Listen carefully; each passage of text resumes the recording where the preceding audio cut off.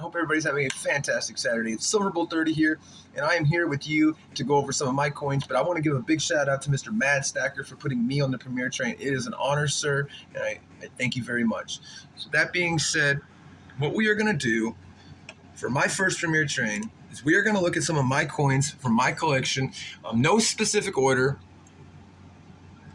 They're going to be slabbed coins from different denominations, but particularly one denomination that you guys will see. Like I said, for fun, there's no order here. It's a 15-minute video, so we are going to rock some of these coins out.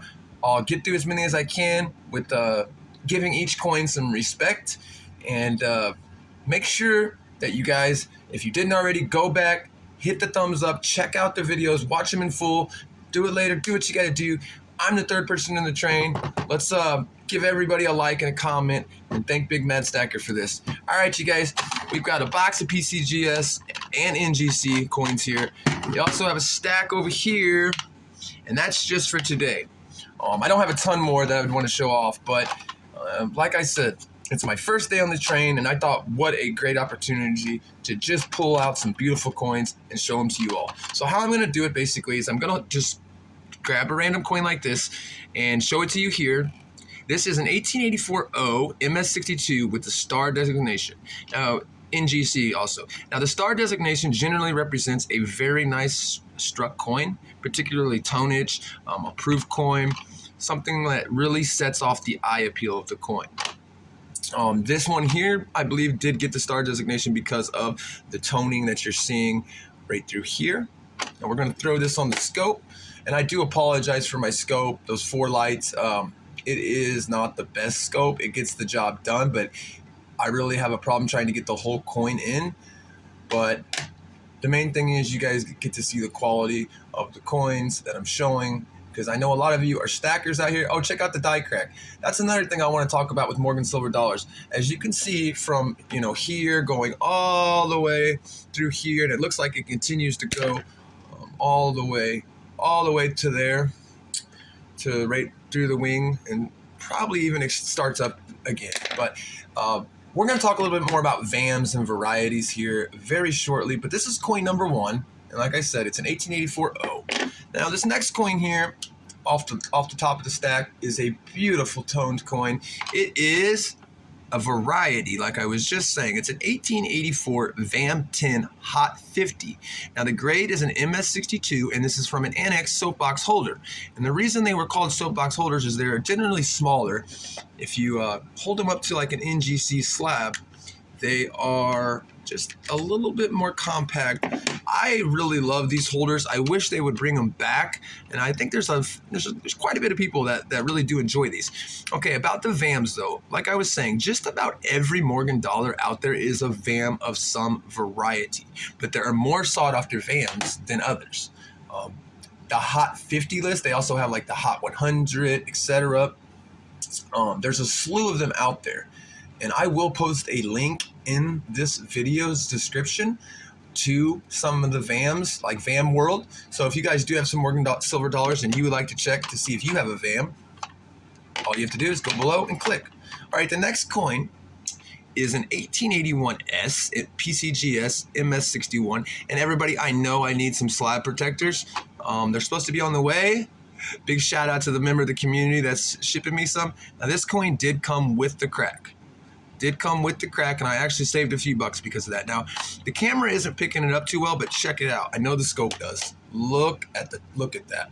Look at the vibrant violets, blues, purples, oranges, even reds, hot pink. I mean, it is just got, greens, turquoise. It's got it all in this reverse. I mean, how sweet would it have been if both sides were like that? But generally, toning like this occurs in albums, books, or something to that nature. Sometimes it could have just been the way it was stored. That's why I love toning so much, is it gives each coin personality. We're going to switch denominations here. We're going to move on to an 1833 capped bust half dollar. Beautiful coin, graded a VF25 PCGS. I mean, how many 50-cent pieces are still in very fine condition not a ton. There's just not a ton floating around. Big shout out to the member Saka. I know he doesn't mind if I say it. It was a public buy. I appreciate it. It's the only cap bust I had. I did have a dime the same year, but I gave it away. Well, I didn't give it away. I sold it. Shout out to Native for Saints Jude's. So it couldn't have went to a better cause. All right, let's stick to another denomination. Now this is a first year 1946 Rosie. She's graded by PCGS, and I don't know if you can pick up that toning. I believe you can, but right down there where the date is and where the motto is, "In God We Trust." Now this coin, now you stackers are going to cringe, but this coin sold in excess of $350 on Great Collections. You can go look it up. It's there. And it was one of my first purchases. Now, I know a lot of you are just going, oh my goodness, but I sent pictures to Paula and the link, and she said, Silver Bull, I didn't even tell her that I was the one that had bought it. She said, I see why the person bought that coin. It is a super well struck example of a first year. And honestly, I couldn't agree more with her. Would I buy it now in today's money? Or, you know, in today? Probably not. I probably couldn't swing it. Now, here's an 1884 O. I could swing it, but not justify it as much as I could when I first bought it. Now, this is a PCGS deep mirror proof-like example of a Morgan silver dollar from 1884 O, and it also has the verification, the green bean CAC sticker. Sorry, I get lost in these coins sometimes, and you can clearly see why this did get the DMPL designation. And just so you guys are aware, the New Orleans coins were not struck near as well as, of course, the San Francisco or even the Denver or even the Philadelphia. They were just not quite, the facility just didn't strike the coins quite as nice. Not to say that you can't get really nice examples such as this, but there are much higher DMPLs, and if you get into the higher grades, just like with any coin, prices get really expensive fast. All right, we're going to pull out the next coin here, and this is an 1886 Philly Morgan silver dollar, and it's an MS65. She's got some nice rim toning all the way around. Beautiful example. Let me throw her under there and show you guys what I mean. Goes all the way around the coin. Beautiful, beautiful, beautiful stuff. Reverse. So there's that. We're already at 7.5 minutes into my premiere here. To my video in the premiere. This is a 19020 PCGS MS64, also with the green bean CAC sticker. And the green bean CAC sticker is a third-party verification service. And what they do, and they're actually starting their own grading service now, so I'm not even sure if they're still doing the verification. But basically, you would send your coin graded by either PCGS, NGC. I don't think they do Annex. I could be wrong. Please put it in the comments if you know. They will verify the grade, and if it gets a gold sticker, then they agree that it's the top, I believe, 10% of the grade, could be 15. And that's why I shouldn't be spitting out stuff I don't know, but I know you guys will help me in the comments below. Now this is an 1884, you see it, a Carson City. Yes, that's right, and she is a proof like Carson City. My first Carson City, I love it. I'm so happy I picked it up when I did because the prices skyrocketed. Not too far after I bought this, they started rising quickly, and you can clearly see the luster, that the rainbow cartwheel, not rainbow, I'm sorry, the cartwheel luster that goes all the way around the coin. She's a beaut, Clark. She's a beaut.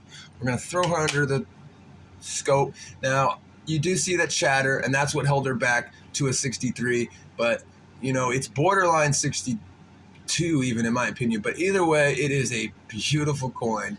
Beautiful coin. The reverse, and usually that's how it goes with Morgans, reverse is spot on. I mean, your breast feathers are there. It's just a nice coin. One of my faves. Moving on, we're only not even halfway through the box. We're not going to finish these today, and that's okay.